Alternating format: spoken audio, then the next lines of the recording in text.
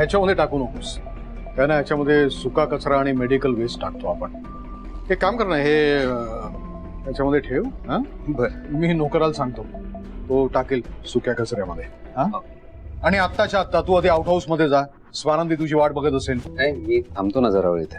म्हणे हा माझा आदेश आहे असं समज. अरे जा, हे बघ मी थोड्या वेळात झोपीनच. बरं, येतो. ये. काही लागलं तर कळवा, फोन करा. हो सांगतो, मी फोन करतो, कळवतो, जातो. हो, good night. Good night.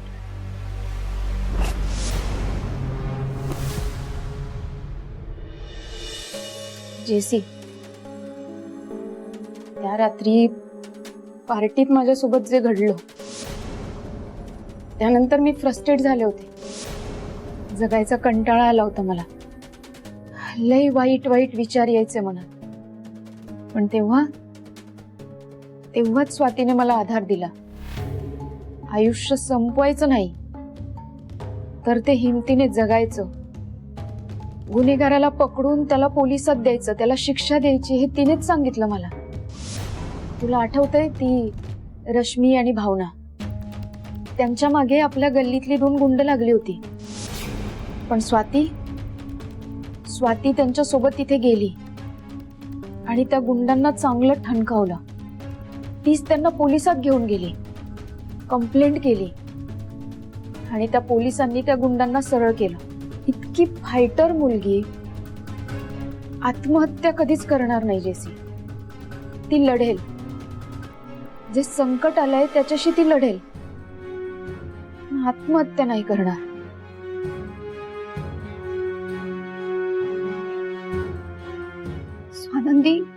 Swati खूप बिनधास्त मुलगी होती. ही अशी मुलगी सुसाईड करेल? आणि मग ही सुसाईड नसेल तर काय असेल ग स्वानंदी? हेच तर कळत नाहीये ना जेसी.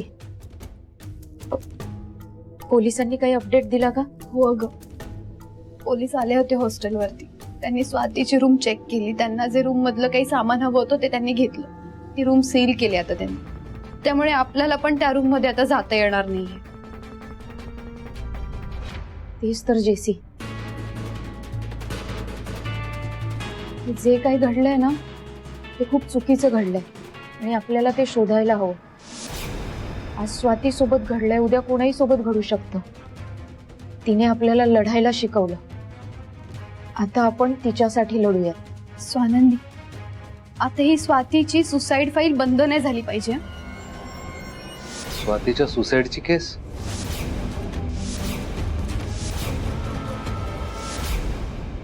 स्वाती म्हणजे हॉस्टेल मधली स्वाती? स्वातीने सुसाईड केलंय म्हणे सर. म्हणूनच स्वानंदी हॉस्टेलवरती आली होती. स्वानंदी, तू मणी सरांना सांगितलं नाहीस का? स्वाती ती तर सगळ्यांना मदत करायची, cheerful मुलगी होती. अशी महत्वाकांक्षी मुलगी आत्महत्या कशी करू शकते? तेच तर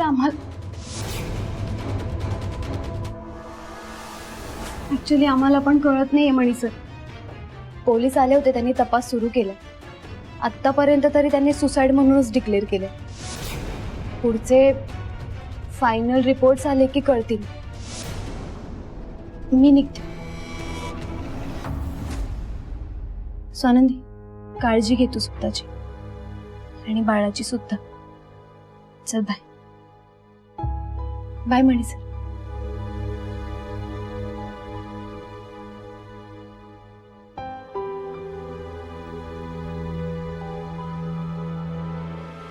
अच्छा, म्हणजे तुम्ही सकाळी कोणालाही न सांगता गेला होता ते यासाठी?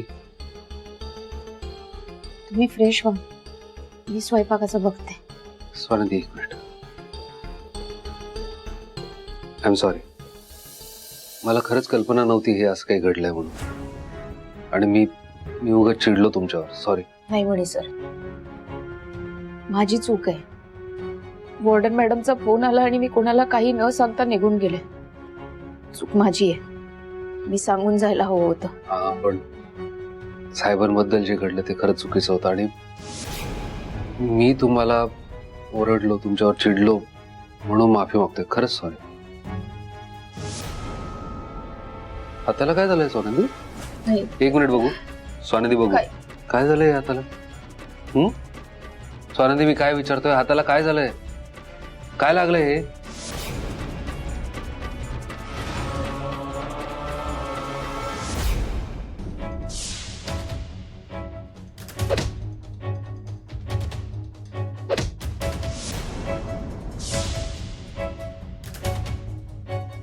मी जर खरं सांगितलं तर मणी सरांचा विश्वास बसणार नाही. ते पुन्हा चिडतील, भांडण होईल आणि निघून जातील. काही नाही, ते हात भाजला पोळ्या करताना. स्वानंदी अहो किती लागलंय ते? तुम्ही बसा. बसा इथे. हो, फक्त चट. बसा.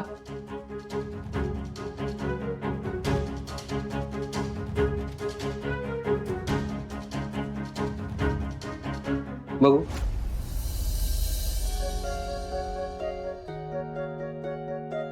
तुम्ही काम करताना स्वतःची काळजी घेत जा ना. तुम्हाला काय लागलं मला नाही आवडत, आणि मला किती त्रास होतो याची कल्पना आहे का तुम्हाला?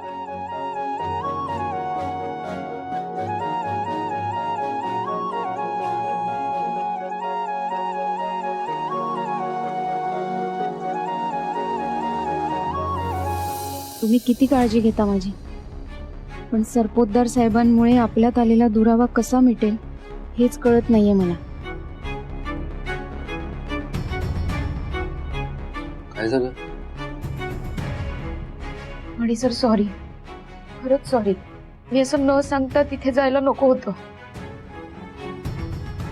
पण स्वाती माझी मैत्रीण होती. तिची बातमी कळली म्हणून मला तिथे जावं लागलं. गाणं खरंच महत्वाचं होतं म्हणून गेले मी. पण तुम्हाला एक महत्वाची गोष्ट सांगायची. माझ्यासाठी या जगात तुमच्यापेक्षा महत्वाचं कोणीच नाही. मी स्वतः सुद्धा नाही. आता तुम्हाला एक कसं पटवून देऊ हे नाही कळत मला. तुम्ही कधी कधी चिडता माझ्यावर. मी अशी अचानक हॉस्टेलला निघून जाते. का जाते? पण मी विनाकारण नाही जात म्हणे सर. त्यामागे काहीतरी महत्वाचं कारण असतं. पण आता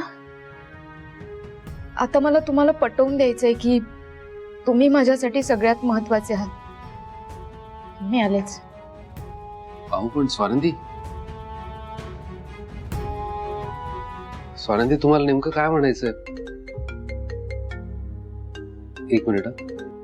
हॅलो. हा. पण काय करू मी? नेमकं असं काय करू की मणी सर माझ्यासाठी महत्वाचे आहेत यावर त्यांचा विश्वास बसेल.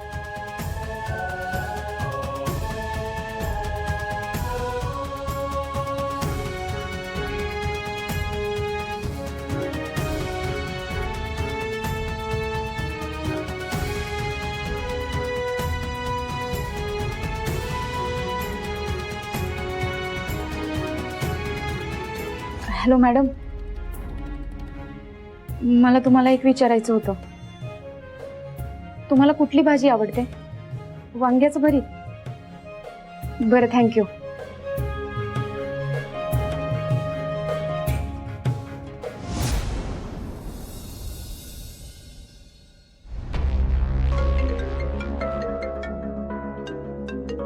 किती वेळा सांगितलं याला फोन करू नकोस म्हणून. मूर्ख आहे यार हा.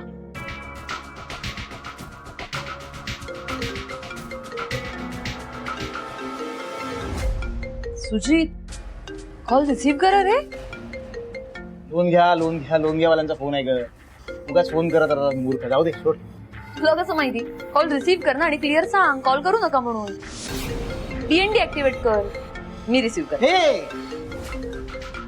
सांगतो ना, मी सांगतो. तू कशाला एवढा लोड घेतेस? मी सांगतो. हॅलो सर, मोठा प्रॉब्लेम झालाय. त्या हॉस्टेलमधल्या पोरींना डाऊट आहे की या सुसाईडच्या मागे कोणीतरी आहे.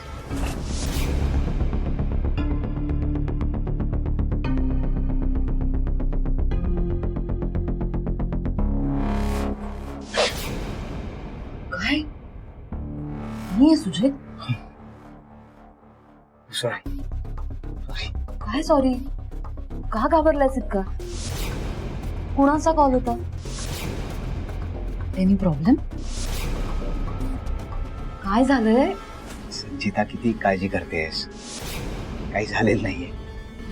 ऑल इज वेल. एक मिनिट. मला भीती वाटते सुजित. तू तू परत काही गडबड नाही ना केलीस? मला सांग ना, मी हेल्प करेन तुझी. सुजित सुजित नॉर्मल लाईफ जगूया ना आपण प्लीज. मला ही सततची टेन्शन्स नको आहेत. काही प्रॉब्लेम आहे का? प्लीज मला सांग प्लीज. मी खरंच हेल्प करेन तुझी. प्रॉब्लेम प्रॉब्लेम काय असणार आहे? No problem. प्रॉब्लेम काही नाहीये. कामाचा स्ट्रेस आलाय थोडा. असतोच ना आपल्याला तो कामाचा स्ट्रेस. पण तू आहेस की माझा स्ट्रेस बस्टर. तुला भेटलो ना की एकदम सेफ वाटतं मला. आणि आय नो कुठल्या तरी प्रॉब्लेम मध्ये चुकून मी अडकलो ना तरी तू असणार आहेस सोबत. तू मला त्या प्रॉब्लेम मध्ये तसंच नाही सोडून देणार. तू मला त्या प्रॉब्लेम मधनं बाहेर काढणार.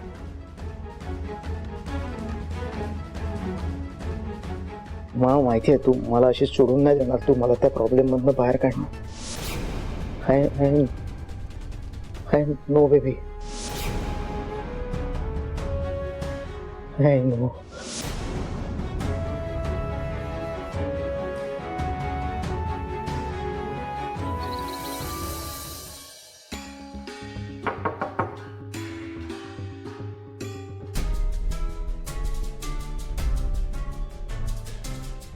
मॅम, तुम्ही ओके आहात ना? तुम्ही ओके आहात ना?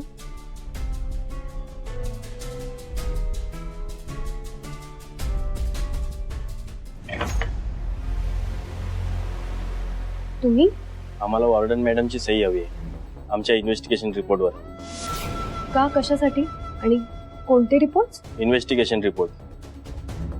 बरं. त्या पोरीने सुसाईड केलं ती तुमच्या हॉस्टेलमधली होती आणि या मॅडम या हॉस्टेलच्या वॉर्डन आहेत म्हणून त्यांची सही हवी आहे. ठीक आहे, या ना आत या. मॅम, यांना इन्व्हेस्टिगेशन रिपोर्टवरती सिग्नेचर हवी आहे ॲज अ फॉर्मॅलिटी म्हणून.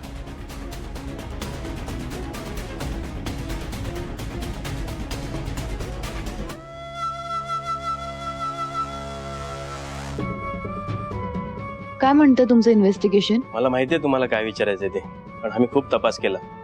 त्यांचे फोन रेकॉर्ड्स पण चेक केले आणि रूम पण तपासली, पण आम्हाला काहीच सापडलं नाही. मॅडम, ही सुसाईड केसच आहे. पण तुम्ही स्वानंदीच्या बोलण्याची नोंद घेतली होती ना?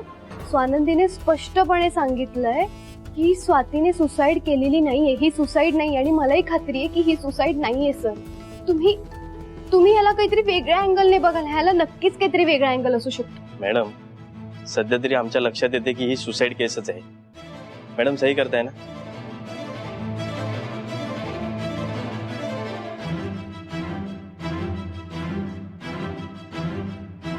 Thank you madam.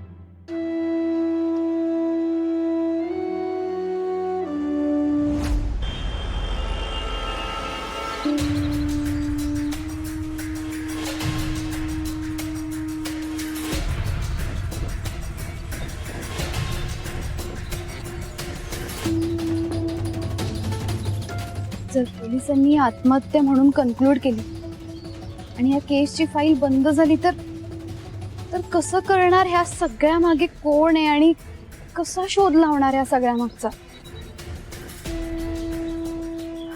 काही कळत नाहीये मला. मी खूप कन्फ्युज्ड आहे. एकतर पोलीस ऐकत नाहीयेत. स्वानंदीला कॉल करू का?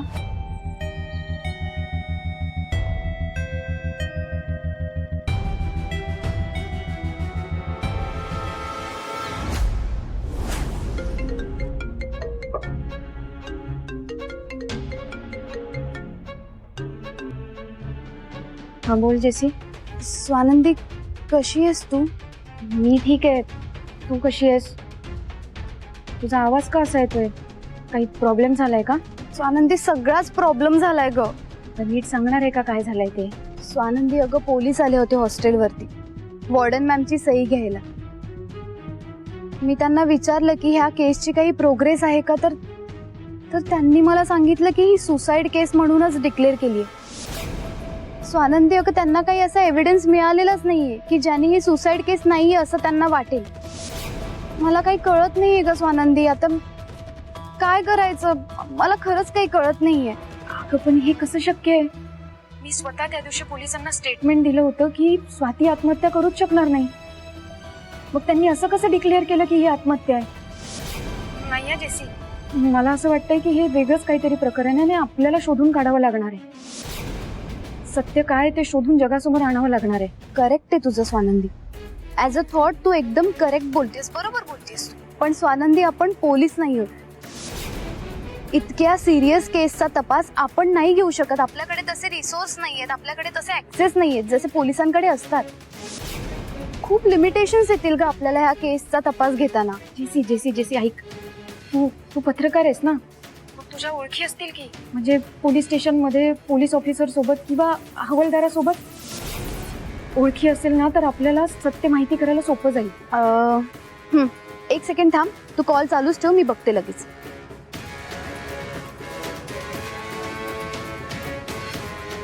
हॅलो स्वानंदी, हवालदार कांबळे.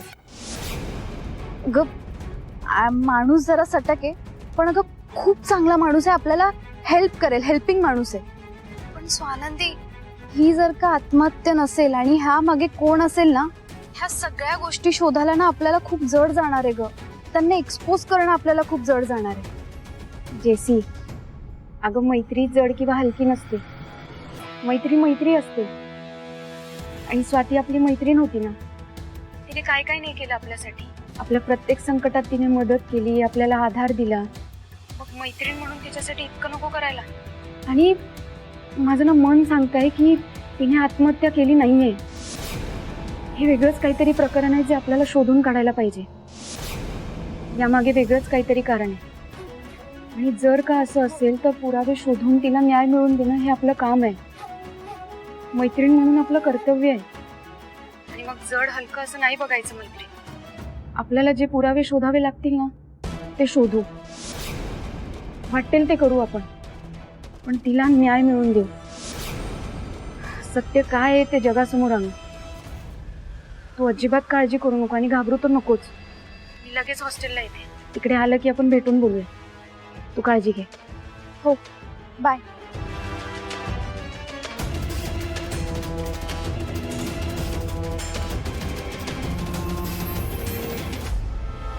मणी सर,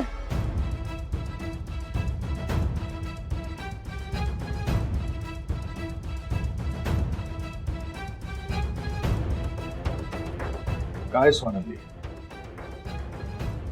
आम्हाला वाटलं नव्हतं की तू आम्हाला इतकं परक समजतेस. आम्ही इतके दूरचे झालोय का की इतकी महत्वाची गोष्ट तू आम्हाला सांगितली नाहीस. हे खरंच आमचं दुर्दैव आहे. नाही, आम्हीच कुठेतरी कमी पडलो असू. साहेब असं काहीच नाहीये, पण तुम्ही असं का बोलताय मला कळत नाहीये. स्वानंदी, अरे तुमच्या हॉस्टेल मधल्या एका मुलीने आत्महत्या केली, ही एवढी मोठी घटना आहे, ती तू आम्हाला सांगितली नाहीस. आम्हाला सांगावीशी वाटली नाही तुला. पेपर मध्ये आम्ही वाचलं, टीव्हीवर त्याच्यावर चर्चा सुरू होती, तेव्हा आम्हाला समजलं. माझी तर अपेक्षा होती की तुझ्याकडनं मला समजेल म्हणून. नाही साहेब, स्वानंदी सांगणार नाही असं थोडीच होणार आहे. तुमची तब्येत बरी नव्हती ना, हे कळल्यानंतर तुम्हाला त्रास होईल म्हणून कदाचित त्यांनी सांगितलं नसेल. अरे ह्या गोष्टीचा जितका त्रास झाला असताना त्यापेक्षा जास्त तिने न सांगितल्यामुळे झालेला आहे. त्याचं काय? मणी, स्वानंदी, मी खासदार आहे. लोकांनी मला निवडून दिलंय. माझ्याकडनं लोकांच्याही काही अपेक्षा आहेत आणि माझ्या मतदारसंघामध्ये काय काय घडतंय त्याची इत्थंभूत माहिती माझ्यापर्यंत येणं अत्यावश्यक आहे. आणि इतकी मोठी घटना जी इथे घडली त्याच्याबद्दल मला काहीच माहिती नाही. म्हणजे माझ्या घरातल्या व्यक्तीने माझ्यापासून ते लपवून ठेवलं.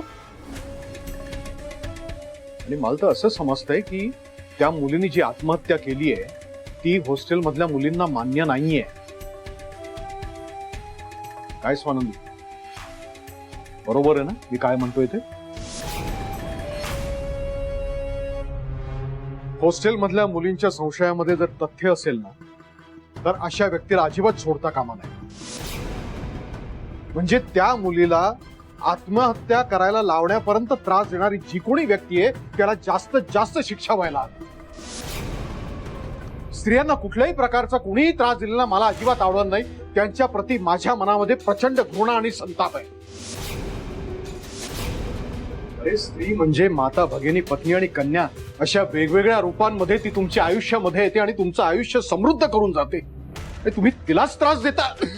मी त्या माणसाला सोडणार नाही. सांगतो साहेब बस, सॉरी ते पाणी आणा प्लीज.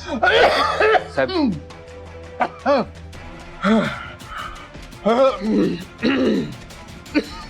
साहेब पाणी.